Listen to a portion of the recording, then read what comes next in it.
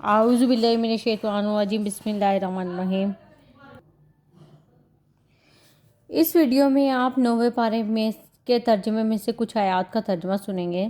सबसे पहले आयत नंबर 133 में बनी इसराइल की कौम पे जो जो अज़ाब आए थे उनके बारे में बताया गया है। तो भेजा हमने उन पर तूफ़ान और टिड्डी और घुन और मेंढक और खून, जुदा जुदा निशानियाँ, तो इन्होंने तकब्बुर किया और वो मुजरिम कौम थी।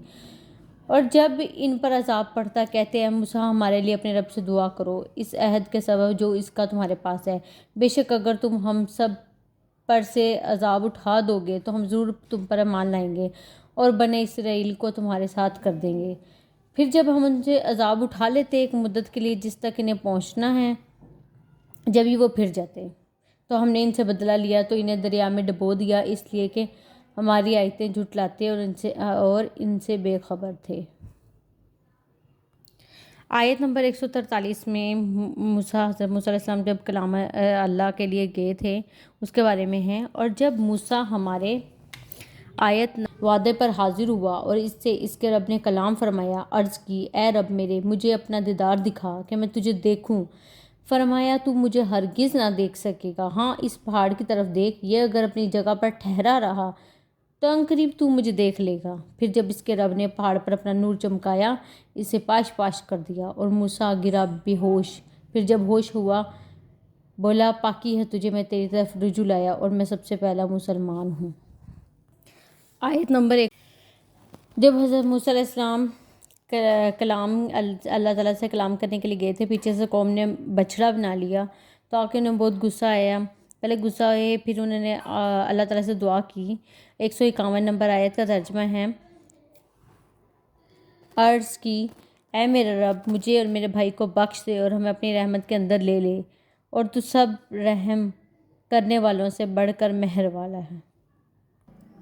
आयत नंबर 158 में ज़िक्र है कि आप सल्लम बेपढ़े यानी कि किसी से नहीं पढ़े, दुनिया में आप सल्लम किसी से नहीं पढ़े, उन्हें जो कुछ होता वही के ज़रिए अल्लाह ताला ने सिखाया।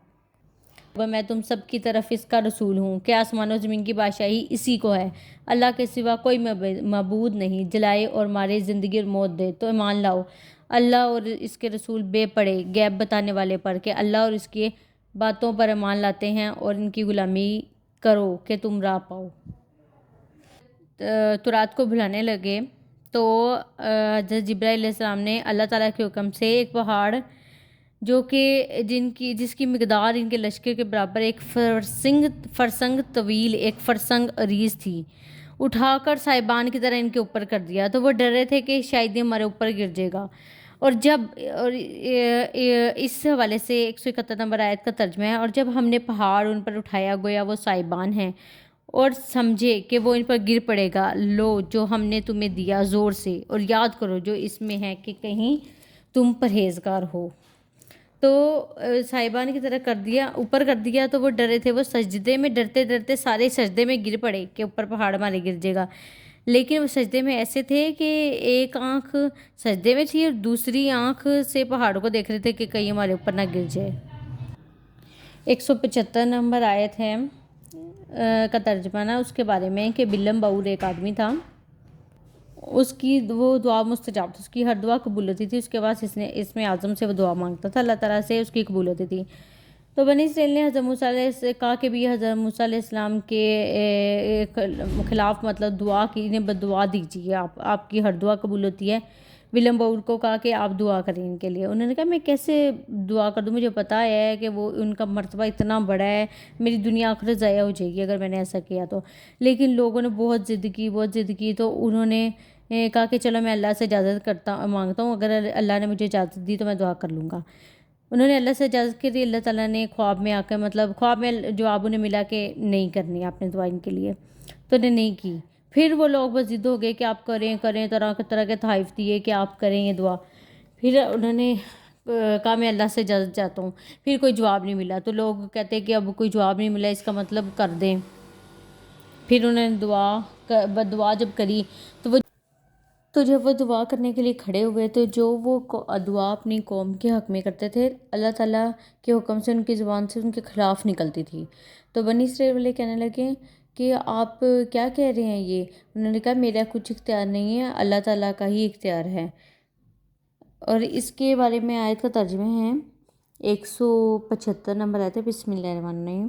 اور اے محبوب انہیں اس کا احوال سناؤ جسے ہم نے اپنی آیتیں دیں تو وہ ان سے صاف نکل گیا، تو شیطان اس کے پیچھے لگا تو گمراہوں میں ہو گیا، اور ہم چاہتے تو آیتوں کے سبب اسے اٹھا لیتے، مگر وہ تو زمین پکڑ گیا اور اپنی خواہش کا تابع ہوا، تو اس کا حال کتے کی طرح ہے۔ تو اس پر حملہ کرے تو زبان نکالے، اور چھوڑ دے تو زبان نکالے۔